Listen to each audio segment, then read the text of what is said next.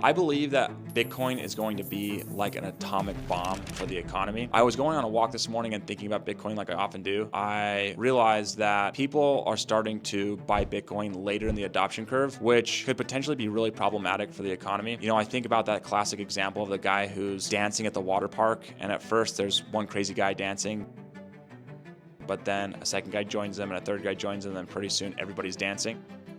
I think that that's where Bitcoin's heading. Anybody who has their money in a savings account right now has to be asking themselves, why are they accepting a 4% yield when clearly inflation is beyond that and Bitcoin's outperforming it? And as more and more people decide to adopt Bitcoin as their main method of savings, it will create cracks in our debt structures.